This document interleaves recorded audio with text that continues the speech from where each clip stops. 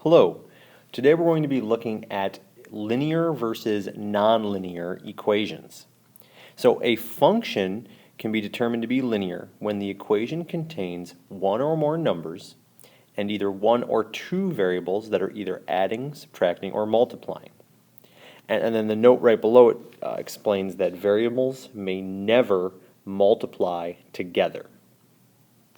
So at the bottom of this page, I have a couple of examples here of equations that are linear and equations that are not. Now you can take a look at the ones that are linear. Notice we're just taking an x and a y, and we are multiplying a number to the x or the y at times. If you don't see a number there, obviously it's multiplying by 1. We are adding in there, we're subtracting in there. It's really just the three of the four basic operations. I can even add a separate example, something like this is linear.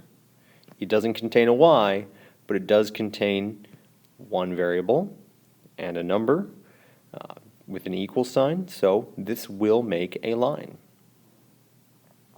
For the nonlinear portion, you can see how some of them are, or why some of them won't make a line.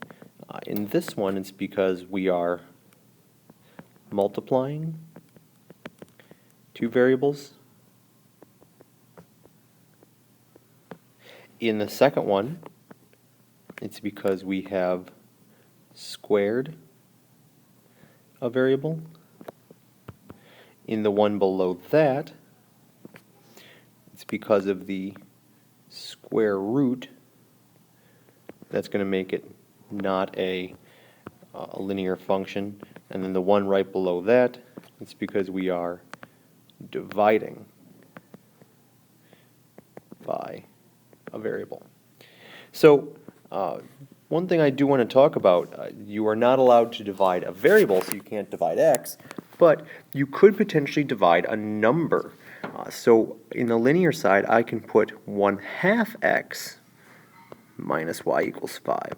And the difference is that we're taking some variable and just multiplying it by the number 1/2.